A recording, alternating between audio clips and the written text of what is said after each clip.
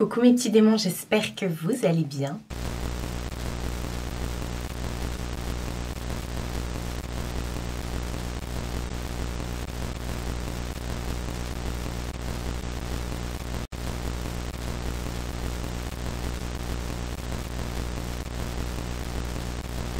On se retrouve aujourd'hui pour une vidéo où je raconte vos histoires paranormales. Là, cette fois-ci, j'ai deux histoires à vous raconter. Les personnes qui m'ont envoyé ces histoires ont souhaité rester anonymes. Donc tout au long de ma citation, en fait, je vais changer le prénom. Tout simplement. Je suis de plus en plus contente, enfin je suis contente, je suis tout le temps contente, mais je reçois de plus en plus, c'est ça que je voulais dire, je reçois de plus en plus de messages de votre part concernant le paranormal, des expériences, des anecdotes et tout ça que vous avez pu vivre ou que votre entourage a pu vivre. Ça va être fait au compte-gouttes comme ça dans des vidéos. Déjà je tenais à vous remercier de votre confiance et je tenais aussi à vous dire, n'hésitez pas à m'envoyer vos histoires paranormales, vos anecdotes à l'adresse mail que je vous remets toujours ici. Vous la retrouvez également dans la barre d'infos. Et bien sûr, si vous souhaitez rester anonyme, il n'y a aucun problème pour ça, hein. Et on n'est pas ici pour juger qui que ce soit, on est ici vraiment pour le partage, pour voir si d'autres personnes ont vécu la même expérience que nous ou pour avoir tout simplement des réponses à nos questions. Après, vous savez, je vous en parle de plus en plus. Donc, vous savez que j'ai énormément de ressentis par rapport à l'autre monde, on va dire ça comme ça. Et que bah, du coup, il y a des fois des choses qui me viennent et que je vous dis en vidéo. Mais je n'ai pas non plus réponse à tout. Je n'ai pas la science infuse. C'est aussi pour se glacer le sang comme ça, pour se mettre dans la petite ambiance. C'est plutôt pas mal. Alors oui les gars, chose complètement futile. Première vidéo où je suis blonde. Enfin non, où je suis de nouveau blonde. C'était effectivement la petite anecdote qui ne sert à rien. Donc comme je vous ai dit, on a deux histoires. J'espère que ça vous aura plu. La dernière fois, j'ai eu des bons retours concernant la façon dont je vous énumère les histoires. C'est-à-dire que j'ai tout écrit, j'ai pris des notes pour éviter justement de vous lire les histoires. Et puis j'illustre au fur et à mesure, voilà, avec les moyens du bord, hein, j'illustre au fur et à mesure mes histoires, mes dires. Et on tourne en fond vert comme tout. Donc encore une fois, n'ayez pas peur de m'envoyer vos commentaires, vos messages et tout ça. On n'est vraiment pas là pour juger qui que ce soit. Vous avez la playlist Halloween d'ailleurs, ou paranormal, je ne sais plus, où vous avez toutes les histoires qui sont relatées. D'ailleurs, si elle s'appelle Halloween, il faudra que je la renomme parce que maintenant on ne fait plus ces vidéos pendant la période d'Halloween, on la fait vraiment toute l'année. On va commencer sans plus tarder par la première histoire.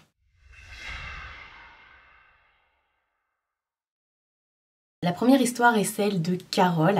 Carole qui est une abonnée fidèle qui me laisse énormément de commentaires depuis quasiment le début de ma chaîne YouTube, si c'est pas depuis le début en fait. Elle me dit qu'effectivement elle aurait plein d'histoires comme ça, d'anecdotes à nous raconter du fait de son métier parce qu'elle travaille dans le funéraire. Mais cette fois-ci elle va nous raconter une histoire qui date de son adolescence. Alors déjà on a une petite histoire comme ça, une première petite histoire qui parle de son enfance tout simplement. Elle dit que lorsqu'elle était petite, elle habitait avec sa famille dans une immense maison et que dans cette immense maison il y avait également un immense, vous savez, garage sous-sol qui fait un peu les deux. Voilà, et elle se sentait pas très bien dans cette maison, elle avait vraiment un mauvais feeling comme on dit. Chaque année, dans le sous-sol, il y avait des hirondelles qui venaient faire leur petit. Elle a dit c'est trop mignon, ça c'est pour l'instant un peu cute de la vidéo parce que ça va très vite partir en cacahuète. Donc chaque année en fait, il y avait des hirondelles qui venaient et qui faisaient leur bébé dans le sous-sol / garage. Un matin, son père descend au garage et vision d'horreur, il retrouve le nid d'hirondelles complètement éventré, saccagé et ainsi que les bébés et les hirondelles. Tout était en sang dans le garage, tout était complètement détruit. Donc elle précise que le garage était bien fermé et qu'ils n'avaient pas, ils ont un chien, enfin ils avaient un chien, je sais pas s'ils l'ont encore, mais que le chien n'avait pas pendant la nuit fait de bruit ou autre, il n'avait pas comment dire, il n'avait pas réagi à ce qui aurait pu se passer dans le sous-sol. Donc ça c'est vraiment une petite anecdote comme ça. Elle me dit encore une fois qu'elle ne se sentait vraiment pas bien dans cette maison et encore moins au sous-sol. Donc voilà pour la première petite histoire de Carole, entre guillemets, sa petite anecdote. Alors, moi, quand j'ai commencé à lire l'histoire, je me suis dit, est-ce qu'il n'y aurait pas une petite entrée ou un trou, ou je sais pas, une bouche d'aération où un chat aurait pu passer, parce que ça ressemble vraiment à une attaque de chat. Moi, j'ai toujours eu des chats, je peux vous dire, c'est des ouf. Mais bon, elle me dit que tout était fermé, donc je ne sais pas. Après... c'est vrai qu'elle me dit qu'elle ne se sentait pas bien. Je ne sais pas si c'est passé autre chose dans cette maison qui pourrait justement faire qu'elle ne se sentait pas bien. D'autres anecdotes qui pourraient penser que justement cette attaque d'hirondelle aurait un lien précis avec le paranormal, le surnaturel. Enfin, je ne sais pas du tout. En tout cas, j'imagine très bien la tête de son père le matin quand il va dans son garage et qu'il voit du sang partout et qu'il retrouve malheureusement ces pauvres hirondelles, ces pauvres petits bébés complètement saccagés, ravagés. Moi perso, je pense que j'aurais pleuré. Donc ça, c'était pour vous mettre vraiment en bouche, on va dire. Et on va continuer toujours avec Carole. Donc j'ai regroupé ça dans la même histoire, mais cette fois-ci, on va passer à son adolescence. Quand elle était ado, elle avait une amie qui habitait dans une ferme, une grande maison, une grande vieille maison. Et un soir, elle décide de dormir chez sa pote. Voilà. Dans cette ferme, dans cette vieille maison. Pas très rassurant tout ça. Tout se passait bien, vous connaissez, soirée entre ados, donc on parle make-up, blabla, etc. et fringues, tout se passait pour le mieux. Les petites soirées d'ados, comme on les aime, les soirées pyjama. Donc plus tard dans la nuit, le grand frère de son ami est venu les rejoindre et elle me précise que les parents de son ami étaient déjà couchés, il était déjà bien tard. Donc il est venu les rejoindre dans la nuit et il leur a proposé de faire une séance de spiritisme. Alors quand j'ai lu ça, j'ai fait... surtout ne pas faire ça, mais on va y revenir tout au long de la vidéo. Mais bon voilà, il leur a proposé de faire une séance de spiritisme et sur le coup voilà, elle s'est dit je vais pas faire ma trouillarde, donc ils ont accepté et voilà, c'est parti pour la petite séance de spiritisme. Perso, il aurait mieux fallu pour elle de continuer à parler de make-up. Donc les voilà tous les trois en rond, assis par terre dans la chambre de son ami avec les lumières éteintes. Ils se tenaient la main. Au milieu d'eux, il y avait un verre qui était retourné et une bougie. Donc elle précise que la pièce était vraiment toute petite et que tout était fermé, que ce soit la porte ou les fenêtres bien sûr. Et ils se sont tenus tous les trois par la main et ils ont ensuite commencé à appeler les esprits. Mais là, rien ne se passe. Carole me dit qu'au fond d'elle, elle était rassurée car voilà, elle s'est dit...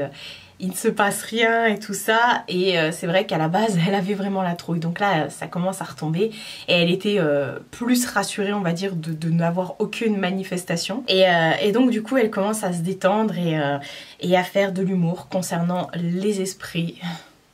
Là aussi, quand j'ai lu ça, j'ai refait la même tête que tout à l'heure. Donc ils étaient sur le point de tout arrêter et elle voyait que sa pote, sa copine et son frère étaient vraiment, mais vraiment déçus. Ils avaient une réaction qui était... voilà, vraiment déçue. Et là, tout de suite, ça a fait tilter Carole qui s'est dit qu'avec du recul... ça se voit qu'ils avaient l'habitude de faire assez régulièrement ce genre de choses. Voilà. Donc un jour, si tu t'ennuies, bah pourquoi pas faire une séance de spiritisme? Mais en vrai, non. Si tu t'ennuies, prends un bouquin. Ce sera mieux. Donc au bout d'un moment, Carole, elle leur a fait comprendre quand même qu'elle en avait marre. Que c'était un petit peu long. Et qu'elle voulait vraiment... arrêter comme il n'y avait rien qui se passait. Mais au moment où ils ont commencé à bouger, ils ont vu la flamme de la bougie qui vacillait. Alors là c'est pareil, quand j'ai lu l'histoire, je me suis dit bon, ils ont commencé à bouger, à arrêter, forcément dans une petite pièce, la bougie, tu vois la flamme qui va bouger, enfin qui va un peu vaciller, ce qui est tout à fait normal. Mais... que nenni. Tout d'un coup, la flamme s'est mise à grandir de plus en plus. Elle bougeait et puis elle grandissait de plus en plus. Donc là, ils étaient là, tranquilles, sans bouger, sans parler, juste à regarder la flamme parce qu'ils s'attendaient vraiment pas à ça. Et Carole me dit qu'elle était tétanisée. Tout d'un coup, la flamme est montée vraiment de plus en plus haute, de plus en plus grosse.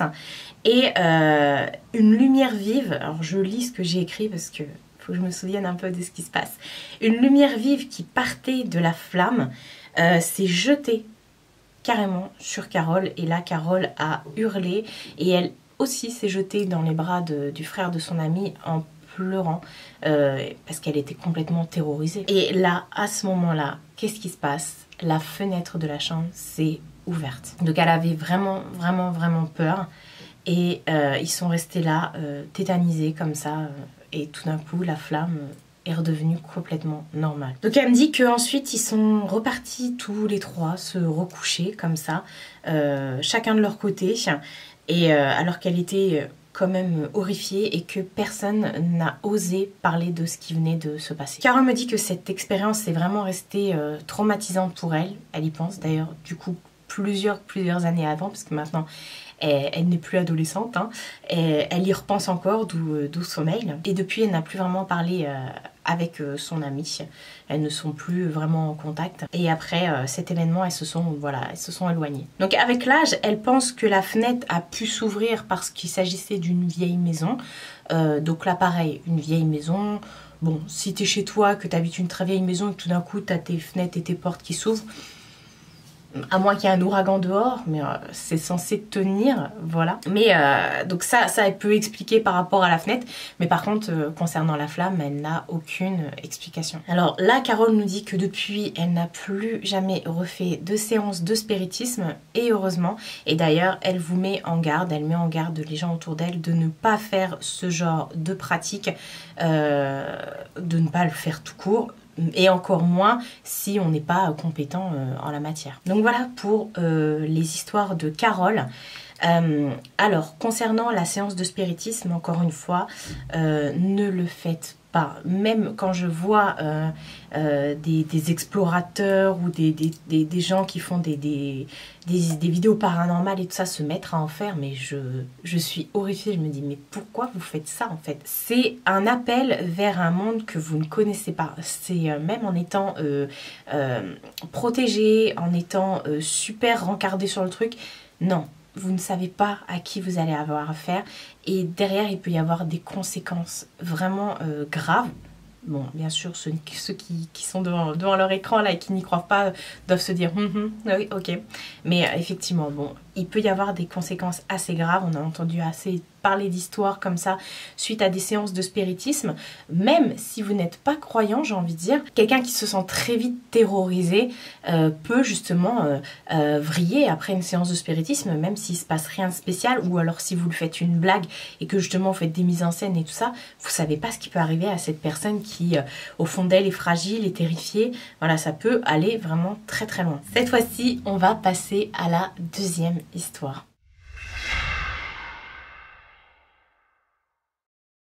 La deuxième histoire, c'est une histoire qui m'a beaucoup touchée, j'aime bien ce genre de témoignage, et on va l'appeler Sabrina. Voilà, tout simplement, j'avais envie de l'appeler la personne qui m'a envoyé ce message, Sabrina.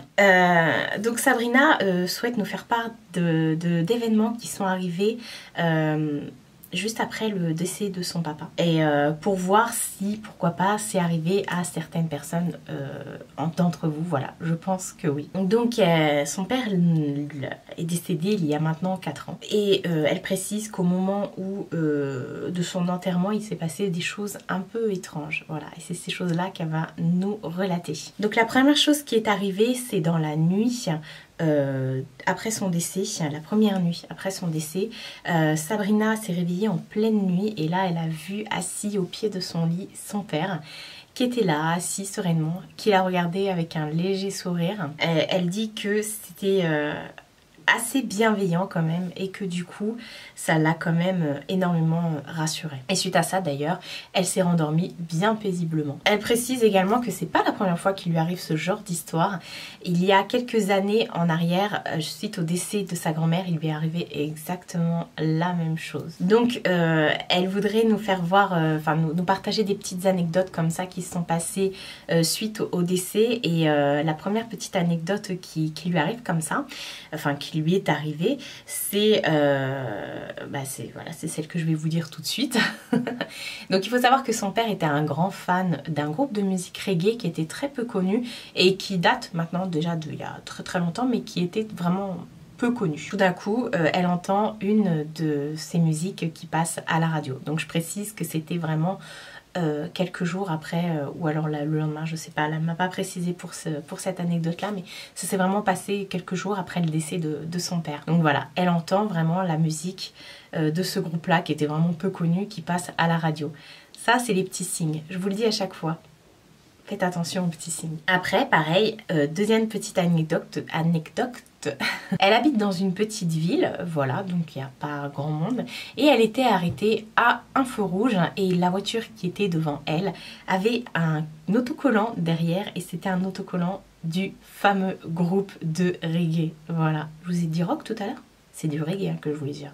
Je sais plus. Donc ça encore une fois, petit signe, mais des petits trucs auxquels il faut vraiment faire attention.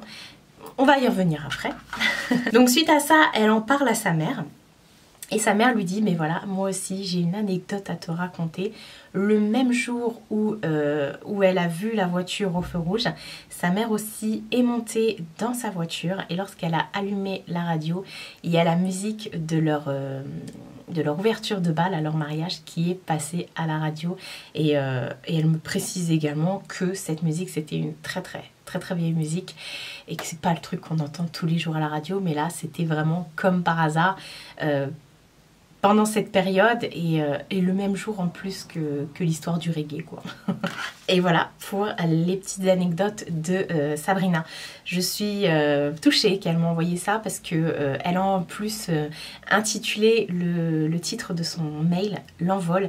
Donc pour elle, elle pense que c'était un signe pour dire voilà, je pars, je suis bien, voilà, et je pense que, enfin je suis tout à fait d'accord avec elle. Il faut savoir que ça leur demande, aux personnes décédées, ça leur demande une forte énergie de pouvoir se manifester à nous. C'est vrai que nous on est triste, on veut toujours des signes, des ceci, des cela.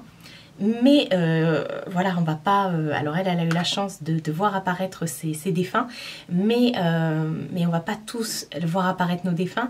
Donc ils font des petites choses comme ça à leur échelle, entre guillemets, parce que ça leur demande beaucoup de force, surtout quand ils viennent de partir du monde humain, enfin je sais pas comment expliquer ça. Et du coup il y a des petites choses comme ça, c'est pour ça que je vous dis soyez attentifs aux petits gestes. Il y a des petits trucs comme ça qu'ils font avec la musique, mais c'est déjà énorme hein, avec la musique, avec des bruits, de temps en temps ça peut être une caresse, ça peut être un petit truc qui tombe, une photo qui se renverse, enfin voilà, c'est vraiment des petits signes. C'est pour ça que je vous ai dit, vous êtes nombreux d'ailleurs, vous m'envoyez souvent des messages pour me demander si je peux, entre guillemets, communiquer avec vos défunts. Alors non, je ne suis pas médium, je ne fais pas de séance de médiumnité et tout ça, donc merci de plus m'envoyer ce genre de messages.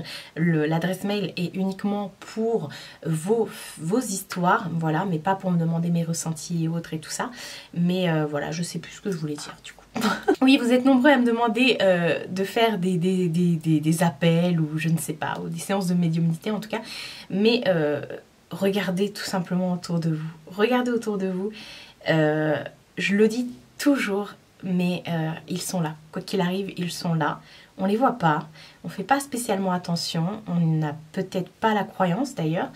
Mais quoi qu'il arrive, ils sont toujours là.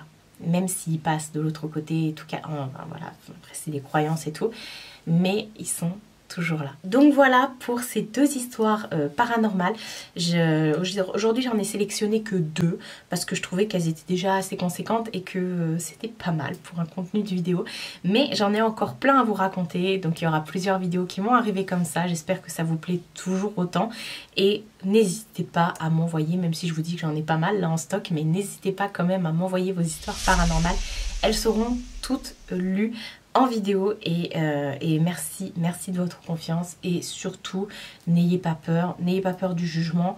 C'est vraiment pas voilà, c'est vraiment pas dans ma personnalité. Et puis en plus de ça, comme je vous ai dit, moi vous savez que je suis quelqu'un qui y croit énormément, qui a beaucoup de ressentis, qui a eu l'occasion de voir pas mal de choses. Donc c'est pas moi qui vais vous rire au nez, clairement. J'espère vraiment que ce petit moment avec moi vous aura plu. Prenez soin de vous et prenez soin de votre entourage. Je vous fais de très gros bisous et je vous dis à bientôt pour une prochaine vidéo.